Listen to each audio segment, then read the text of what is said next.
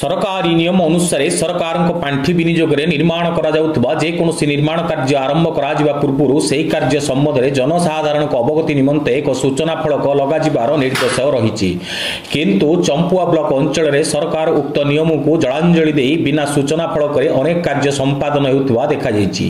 कौन सरकारी अनुदान प्राप्त रास्ता घाट कोठा बाड़ी अन्य कौन प्रकल्पर निर्माण कार्य आरंभ होगा पूर्व से कार्य संबंध में सविशेष बरणी सहित सूचना फलक लग कार्य आरंभ करा नियम रही उक्त सूचना फलक क्यों सरकारी पांठिर क्यों आर्थिक वर्षर केते टंका आर्थिक अनुदान उक्त कार्य क्यों विभाग द्वारा उक्त कार्य संपादन कार्य आरंभ हेबार तारीख सहित कार्य समाप्त होबार संभावित तारीख उल्लेख करिवार नियम रही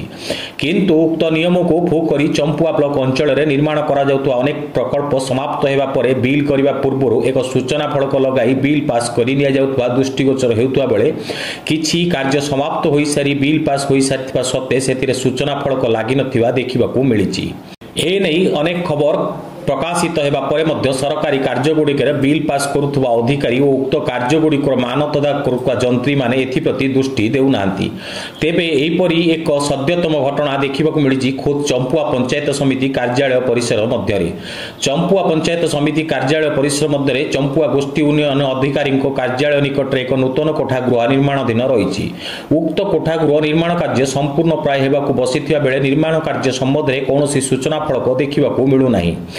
तेबे उक्त कोठागृहटी डीएमएफ पांठि 20 लाख टंकार अनुदान रे चंपुआ गोष्ठी उन्नयन अधिकारी नूतन कार्यालय निमंते निर्माण करा शुणा मिली चंपुआ पंचायत समिति कार्यालय परिसर में जदि सरकारी नियम को एपरी खोलाखोली भाव में उल्लंघन करे सरकारी अधिकारी माने सरकारी नियम निर्देश को केते पालन करुँ सहजे अनुमेय एप्रति जिला प्रशासन और राज्य सरकार स्वतंत्र दृष्टि देवाकू दाबी हेउची केन्दुझर चंपुआरू सुशांत कुमार सेठी रिपोर्ट अनुध्यान टीवी।